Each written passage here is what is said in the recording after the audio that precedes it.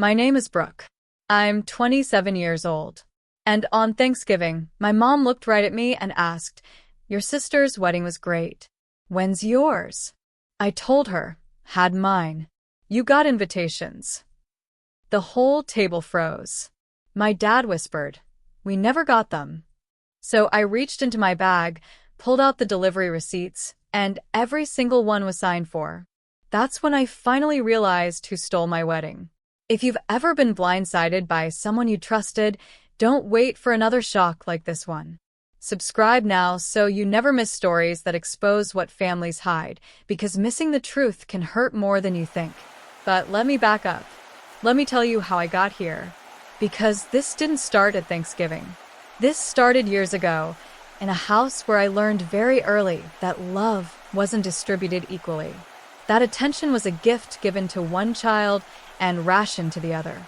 That I was always going to be the shadow daughter while my sister, Liana, stood bathed in light. I don't say this to be dramatic. I say it because it's true. And the truth is a heavy, suffocating thing when you've been carrying it alone for most of your life. Growing up, birthdays came and went. Mine were quiet affairs, a cake from the grocery store, maybe a card left on the counter. Liana's were events. Planning started weeks in advance. Theme parties, guest lists. My mother would spend hours on Pinterest, curating the perfect celebration. I remember sitting at the kitchen table, watching her scroll through ideas for Liana's Sweet 16 while my own 16th birthday had passed 3 days earlier with a text message that said, "Sorry we forgot, honey. We'll make it up to you." They never did. School events were the same painful pattern. When I made honor roll, it was acknowledged with a nod. When Liana made honor roll, it was celebrated with dinner at her favorite restaurant. When I got the lead in the school play, my parents said they'd try and make it. They didn't. They had a conflict, Liana's volleyball game. When Liana got the lead in her school play 2 years later, they took off work, bought flowers, and invited the extended family. I learned to expect less. I learned to need less. I learned to become smaller and smaller until I was practically invisible in my own home. The comparisons were constant, relentless, like water dripping on stone. "Why can't you be more like your sister?" Liana wouldn't have done it that way. "Your sister has such a natural grace about her." Each comment was a tiny cut, and over the years, those cuts became scars I learned to hide under long sleeves and forced smiles. Looking back, I missed all the signs. Maybe you would have seen them. Would you? Make sure you're subscribed. People ignore signs until it's too late. I spent my early 20s trying to build a life that didn't require their approval. I moved out. I got my own apartment.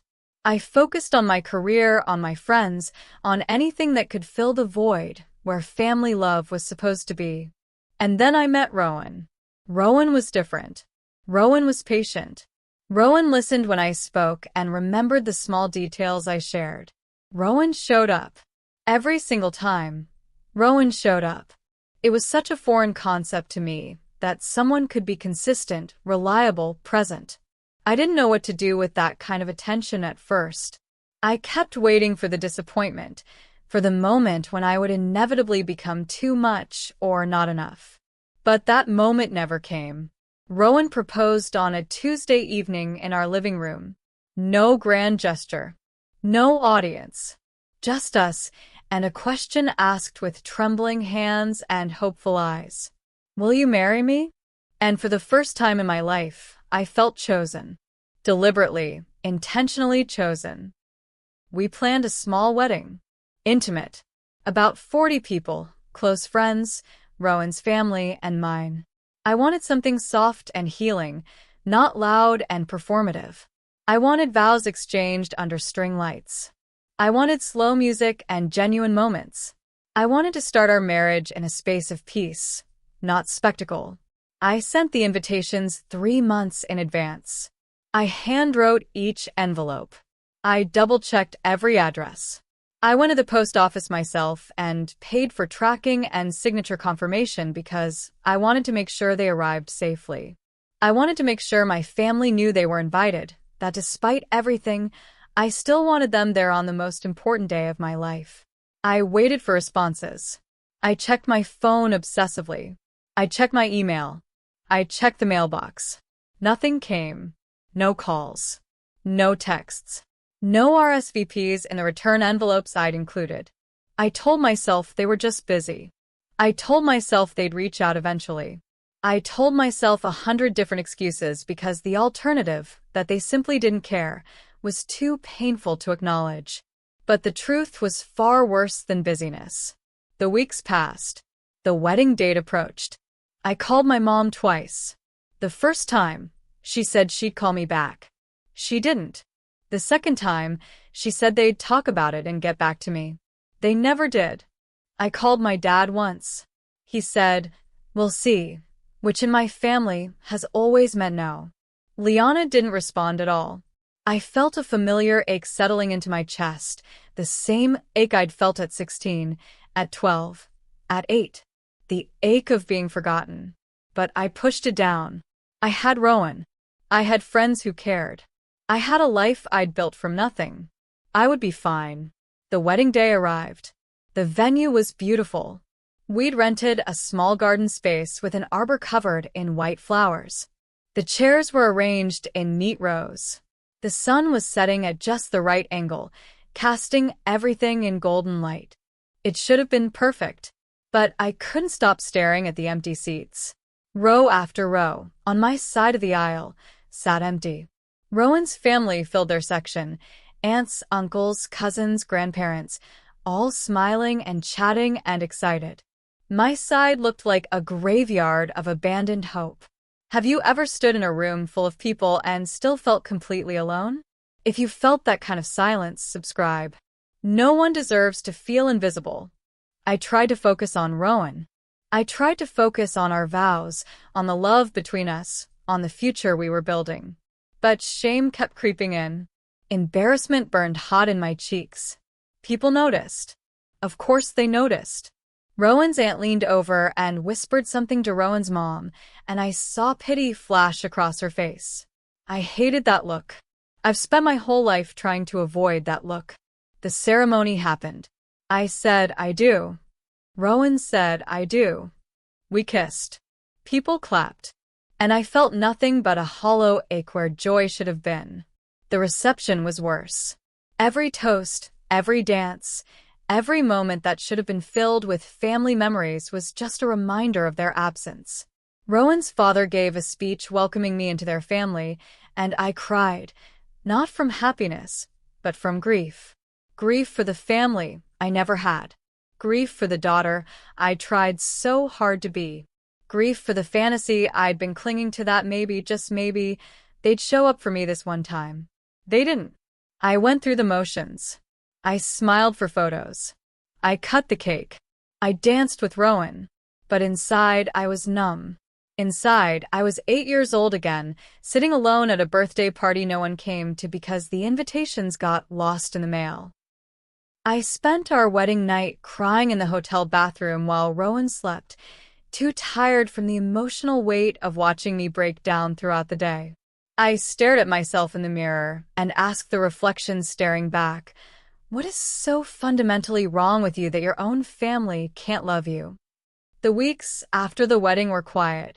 I didn't reach out to my family. They didn't reach out to me. I assumed they knew about the wedding and had chosen not to come. I assumed, once again, that I simply wasn't worth their time. I tried to move on. I tried to build a life where their absence didn't matter. But it did matter. It mattered every single day. It mattered when people asked about my family. It mattered when Rowan's family included me in their gatherings, and I felt like an imposter.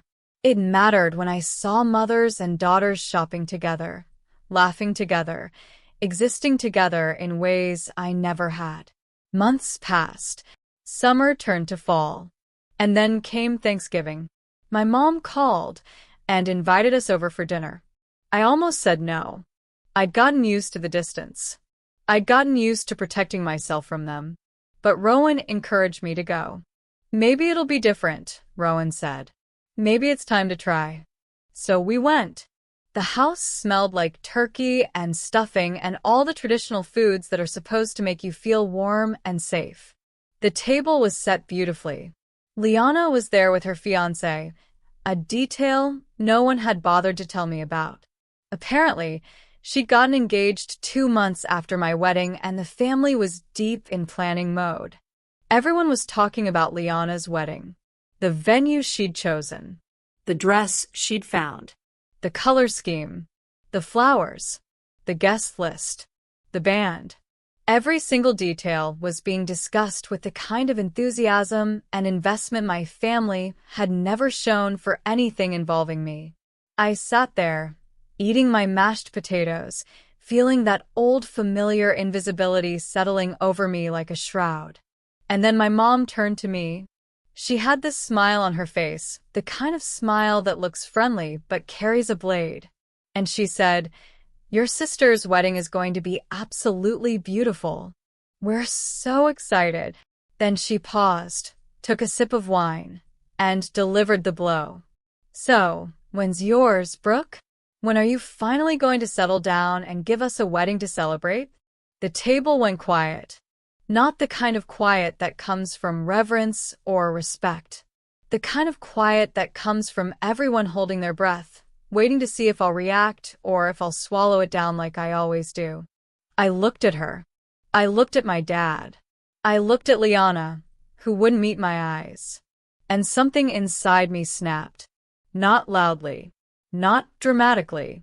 Just a quiet, clean break, like a bone that's been stressed too long finally giving way. "Had mine," I said. My voice was calm. Eerily calm. "You were invited." The silence that followed was different. This was shock. This was confusion. This was the sound of a narrative crumbling. My dad leaned forward, his brow furrowed. "What are you talking about? We never got any invitation." "Yes, you did. Brooke, we would have come if you got the invitation. I sent them 3 months before the wedding. I paid for tracking. I paid for signature confirmation. Every single invitation was delivered." My mom shook her head, her face a mask of concern that looked almost genuine. "Honey, I think there's been some kind of mistake. We never received anything. If we had, of course we would have been there." Liana was staring at her plate like it held the secrets of the universe. Her fiancé was looking around the table, clearly uncomfortable, clearly wanting to be anywhere else. "There was no mistake," I said. "Then where's your proof?" Liana's voice was sharp, defensive. She'd finally looked up from her plate, and her eyes were angry. "You can't just accuse us of." But I wasn't there to argue. I was there for the proof. I reached into my bag, the same bag I'd brought specifically for this moment, because some part of me had known. Some part of me had prepared. I pulled out the folder I'd requested from the post office 2 weeks ago. The delivery receipts. 6 envelopes, all addressed to my family. All delivered. All signed for. I placed them on the table, one by one, in front of my parents. The paper made a soft thudding sound as each receipt hit the wood. 6 invitations, I said. All delivered to this address. All signed for on the same day. My dad picked up the first receipt. His hands were shaking. My mom grabbed another. They studied the signatures, the dates, the tracking numbers. This can't be right, my mom whispered. But it was right. And they knew it. I watched their faces change as they read the names signed on each receipt. Not their names. Not mom or dad or any variation of their signatures. Someone else had signed for those envelopes. Someone else had accepted delivery and then made sure they never reached their intended recipients. The handwriting was familiar. I'd seen it 1,000 times. Birthday cards. Grocery lists. Notes left on the refrigerator. My dad looked up slowly. He looked at Liana. "So did my mom." So did everyone at the table. And Liana's face. Oh, her face told the whole story. The color drained from her cheeks. Her mouth opened and closed like a fish gasping for air. Her eyes went wide with panic, and then narrowed with something that looked almost like anger. How dare I expose her? How dare I bring proof? Liana? My dad's voice was quiet. Dangerous quiet. Did you sign for these? I I don't. She was stammering, scrambling, trying to find a lie that would stick. That's your signature, my mom said. It wasn't a question. Okay, yes, I signed for them. Liana's voice cracked, and suddenly, she was the one who was angry. Suddenly, she was the victim. But you don't understand. You don't understand what it's been like. What's been like? I asked. My voice was still calm, but my hands were shaking now. My whole body was shaking. Living in your shadow. Liana shouted. The words exploded out of her like they'd been trapped for years. Everyone always felt sorry for poor Brooke. Poor, sad, lonely Brooke who never got any attention. Well, do you know what that was like for me? Do you know what it's like to have your accomplishments dismissed because everyone's too busy pitying your sister? I stared at her. I couldn't even process what she was saying. Living in my shadow? Liana, you got everything. Every birthday, every holiday, every single moment of attention. Because you were too busy being miserable, she screamed.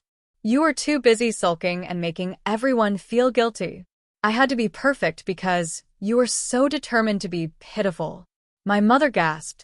Liana, that's enough. But it wasn't enough. She was just getting started. Years of resentment were pouring out of her, and I realized with horrifying clarity that she actually believed what she was saying. She'd rewritten history in her mind. She'd made herself the victim of a story where I was the villain. You were getting married before me, Liana continued, and now there were tears streaming down her face. Real tears. Angry tears. Everyone would have compared my wedding to yours. Everyone would have said how sweet it was that sad little Brooke finally found someone. And I couldn't let that happen. I deserved to go first. I deserved to have my moment without you ruining it. So you stole my invitations. My voice sounded far away, like it was coming from someone else's mouth. You stole my wedding. I didn't steal anything. Liana snapped. I delayed things. I just made sure the timing worked out better for everyone. Better for everyone? Liana, I stood at my wedding with empty chairs where my family should have been. My calm was breaking now. My anger was rising, hot and sharp in my throat. Do you have any idea what that felt like? Do you have any concept of how humiliating it was? How painful? Oh, please. Liana rolled her eyes. You love playing the victim. You probably loved having a tragic story to tell. That's when I lost it. That's when the pain I'd been carrying for 27 years exploded out of me. I loved you, I screamed, and my voice cracked on the words. I loved you, and I wanted you there. I wanted my sister at my wedding. I wanted my parents. I wanted my family. And you took that from me. You took the one day that was supposed to be mine, and you stole it because you couldn't stand the idea of me being happy. The table was silent. Liana was crying openly now. My mother was covering her mouth with her hand. My father looked like someone had punched him in the stomach.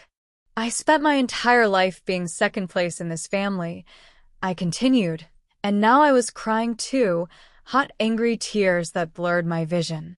I spent my entire life being forgotten and overlooked and dismissed. And the one time I asked you all to show up for me, you couldn't even do that. And it wasn't because you forgot. It wasn't because you were busy. It was because someone in this family actively, deliberately chose to make sure I stayed invisible. Brooke. My mother started, but I held up my hand. No. No, you don't get to Brooke me. You don't get to make excuses. Those invitations were delivered. You could have called. You could have asked. You could have noticed that your daughter was getting married and maybe, just maybe, followed up when you didn't get an invitation. But you didn't. Because you didn't care enough to check. That's not fair, my dad said, his voice thick with emotion. Nothing about this has ever been fair. I was shouting now and I didn't care. Nothing about growing up in this house was fair. Nothing about watching you celebrate Liana while I disappeared was fair. And you want to talk to me about fair? Liana stood up abruptly, her chair scraping against the floor. I'm not going to sit here and be attacked. Sit down. My father's voice boomed through the room. Liana sat. You stole your sister's wedding invitations. You sabotaged her. You lied to this entire family. You will sit down, and you will face what you've done. Liana's face crumpled.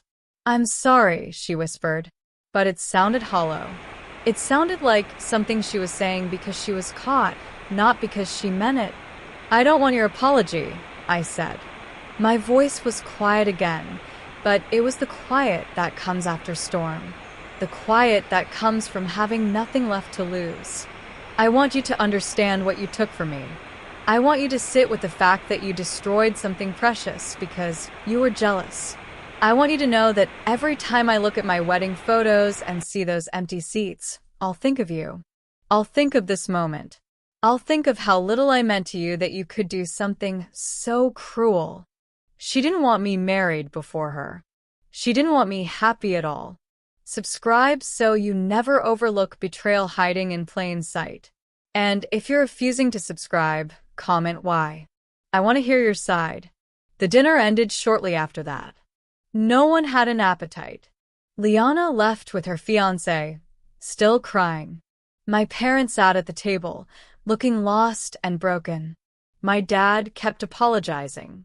My mom kept crying and saying she should have known. She should have checked. She should have been a better mother. I didn't comfort them. I didn't reassure them. I let them sit with their guilt because I've been sitting with mine for far too long. The guilt of never being good enough. The guilt of asking for too much. The guilt of existing in a space where I wasn't wanted. The weeks that followed were chaos. Phone calls. Text messages. Long emails from my mother trying to explain or excuse or justify. My father wanted to have a family meeting to work through this. Liana sent me a text that said, I know you'll never forgive me, but I hope someday you'll understand. I didn't respond to any of it, because here's what I finally understood. Some wounds don't heal because someone says sorry. Some wounds don't heal because time passes. Some wounds heal when you finally walk away from the people who keep cutting you open. I had spent my entire life trying to earn love from people who had already decided I wasn't worth loving. I had spent my entire life making myself smaller so Liana could be bigger. I had spent my entire life being the shadow daughter, the forgotten one, the one who didn't matter. And I was done. Rowan and I started going to therapy together. Not because our relationship was broken, but because I was. And Rowan sat with me through every session, held my hand through every breakthrough, and reminded me that I was worthy of love even when I couldn't believe it myself. I blocked Liana's number. I told my parents that I needed space, real space, not the performative kind where we pretend everything is fine at the next holiday gathering. I needed time to grieve the family I never had and to stop hoping they'd magically transform into the family I needed. My mother called every week for 2 months. I didn't answer. My father sent cards. I didn't open them. They showed up at my apartment once. I didn't let them in. Because I'm not interested in apologies that come from being caught. I'm not interested in guilt that only exists because someone exposed the truth. I'm interested in people who show up before they're forced to. I'm interested in people who love you when no one's watching.